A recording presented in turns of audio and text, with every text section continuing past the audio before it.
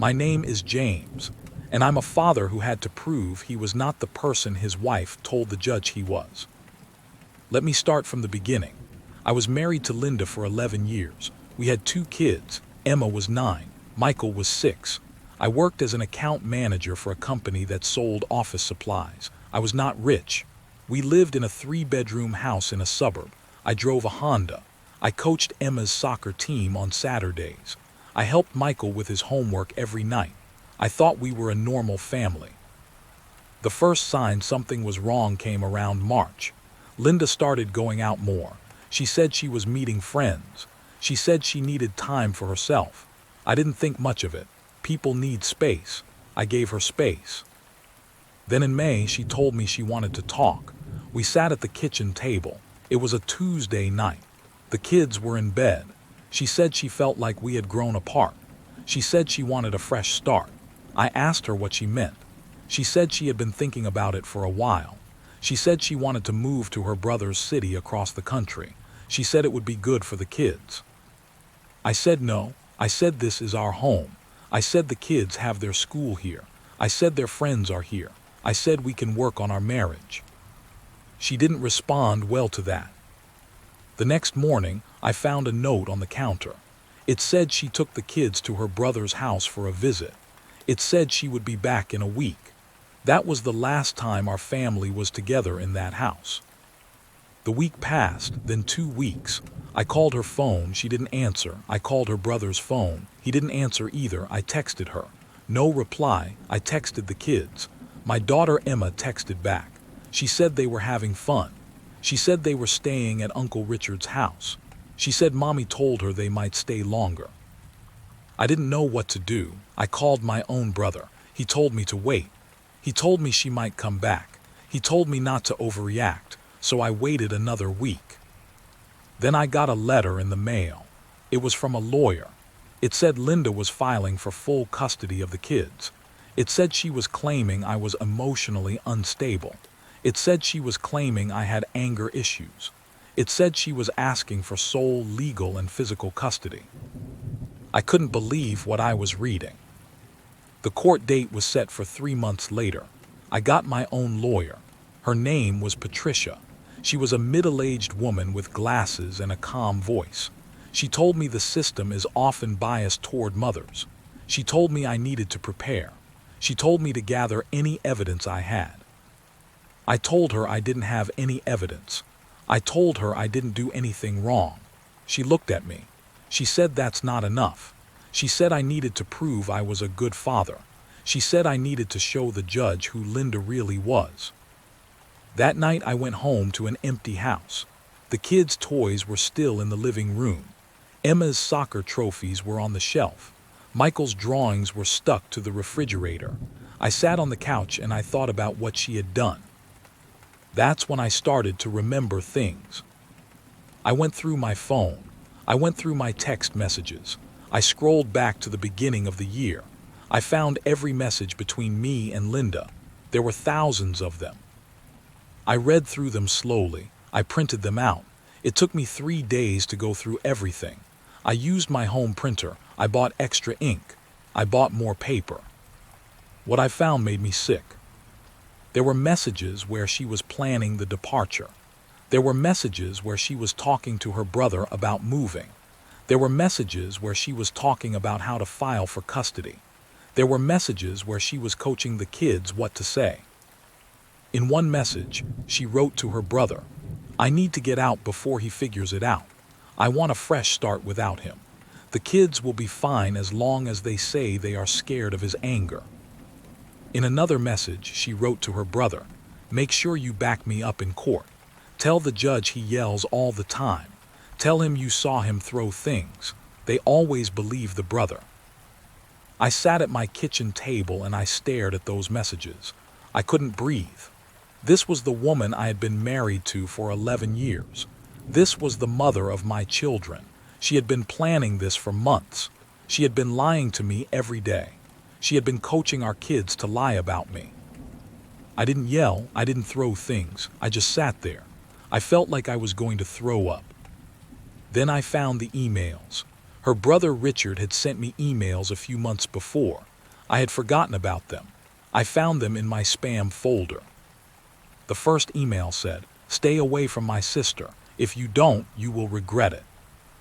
The second email said, "I know people who can make your life difficult. Keep that in mind." The third email said, "Don't try to stop her. You have no idea who you are dealing with." I printed those emails out too. I added them to the folder. The weeks before the court date were the longest of my life. I worked during the day. I came home at night. I ate dinner alone. I checked my phone for messages from the kids. Emma would text sometimes. She would say things like, "I miss you, Dad," or "When can I come home?" I would tell her soon. I would tell her I loved her. I would tell her to be good. I didn't tell her about the court case. I didn't want her to feel like she had to choose. The night before the court date, I drove to my brother's house. He lived about an hour away. He had a spare room. I told him I needed a place to stay because the hearing was in the morning. He asked me if I was ready. I showed him the folder. I showed him the printed messages. I showed him the emails. He looked through everything. He was quiet for a long time. Then he said, "James, this is going to change everything." I said, "I know."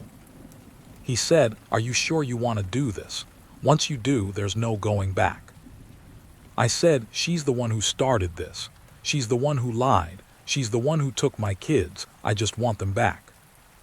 The courtroom was smaller than I expected. There were maybe 20 seats. The judge's bench was at the front. There was a table for the lawyers. There were 2 chairs for witnesses. Linda was there. She was sitting at the table with her lawyer. Her brother Richard was sitting in the back. He was wearing a suit. He looked nervous. I was sitting at my table with Patricia. I had the folder in front of me. The judge came in. He was an older man with white hair. He sat down. He looked at everyone. The hearing started. Linda's lawyer stood up. She gave an opening statement. She talked about how I had anger issues. She talked about how I was emotionally unstable. She talked about how the children were afraid of me. Then Patricia stood up. She gave our opening statement. She talked about how I had been a present father. She talked about how I had coached soccer. She talked about how I had helped with homework. The judge listened. He didn't show any emotion. Then Linda's lawyer called her first witness. It was Richard. He walked to the stand. He raised his hand. He swore to tell the truth. Linda's lawyer started asking questions. She asked him if he had ever seen me angry. He said yes. She asked him if I had ever thrown things. He said yes. She asked him if the kids had ever seemed scared of me. He said yes. Patricia stood up. It was my turn to cross-examine. She asked him, "Mr. Richardson, did you ever send the defendant emails?" He hesitated. He looked at Linda. He said, "I don't remember." Patricia said, "Let the record show the witness is refusing to answer." She walked over to the evidence table. She picked up the printed emails. She walked to the stand. She handed them to Richard. She said, "Do you recognize these emails?" He looked at them. He went pale. He didn't say anything. Patricia said, "The record shows the defendant exhibits A, B, and C. These are emails sent from the witness to the defendant. In these emails, the witness threatens the defendant. The witness admits to threatening the defendant." The judge looked at Richard. His face was hard. Patricia continued, "Your Honor, I would like to submit these emails into evidence." The judge nodded. He said, "Received." Then Patricia called me to the stand. I walked up. I raised my hand. I swore to tell the truth. She asked me about my relationship with the kids. She asked me about soccer coaching. She asked me about homework. She asked me about bedtimes and breakfasts and school plays. I answered every question. I told the truth. Then she asked me about the text messages. She asked if I had any communications that showed Linda's true intentions. I said yes. She asked, "Can you produce those communications?" I said, "I have them here." I walked back to the evidence table. I picked up the folder. I walked to the stand. I handed the printed messages to Patricia. She organized them. She handed them to the judge. She said, "Your Honor, these are text messages between the plaintiff and the defendant spanning 18 months. They show the plaintiff planning her departure. They show the plaintiff admitting she wanted a fresh start without the defendant. They show the plaintiff coaching the children what to say in court." The judge looked through the messages. His face was still. He didn't say anything. Patricia continued, "Your Honor, I would like to submit these messages into evidence." The judge nodded. He said, "Received." Linda's lawyer stood up. She was shaking her head. She asked for a recess. The judge granted it. When we came back, Linda's lawyer looked different. She looked nervous. She tried to argue that the messages were taken out of context. She tried to argue that they didn't prove anything. The judge didn't look convinced. The judge spoke. He said, "I have reviewed the evidence. I have heard the testimony. The plaintiff claimed the defendant was emotionally unstable. The plaintiff claimed the defendant had anger issues. The plaintiff's witness testified to seeing the defendant throw things. However, the plaintiff's witness also sent threatening emails to the defendant. The plaintiff's own text messages show she was planning this departure for months. The plaintiff's text messages show she coached the children what to say. The defendant has 18 months of text messages proving his claims." He looked at Linda. He looked at Richard. The judge said, "I find the plaintiff's testimony not credible. I find the plaintiff's witness testimony not credible." He looked at me. He said, "The defendant is awarded primary physical custody. The plaintiff is awarded supervised visitation only. The defendant is awarded sole legal custody." I couldn't believe what I was hearing. I looked at Patricia. She was smiling. She nodded. I looked at Linda. Her face was white. She was staring at the table. I looked at Richard. He was looking at his phone. He was typing something. The judge stood up. He left the room. I walked out of the courthouse. The sun was out. It was a warm day. My brother was waiting for me outside. He hugged me. He said congratulations. I didn't feel like celebrating. I felt exhausted. I felt empty. I drove back to my brother's house. I sat in his living room. I called Emma's phone. Linda answered. She said, "What do you want?" I said, "I want to talk to my daughter." She said, "She's busy." I said, "Tell her I love her. Tell her I'll see her soon." She hung up. A week later, I picked up the kids. Linda met me at a supervised visitation center. She gave them to me. She didn't say anything. She just looked at me. Emma ran to me. She hugged me. She was crying. She said, "I missed you, Dad."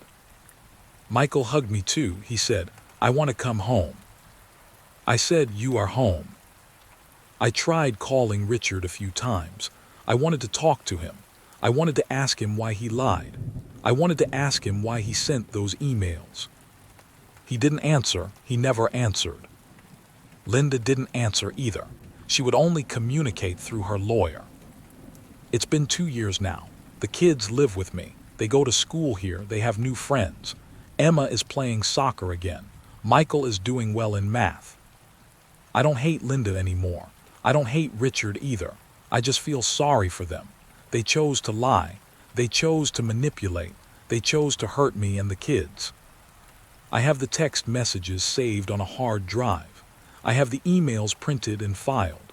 I have the court documents in a folder. Sometimes I look at them. Sometimes I can't believe what happened.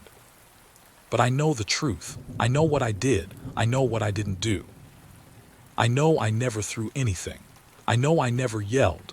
I know I never threatened anyone. I know I was a good father. I know I am a good father. That's all that matters. If this story resonated with you, join our channel by liking and subscribing for more real, raw, and family-centered stories. Thank you for listening. I'll see you in the next one.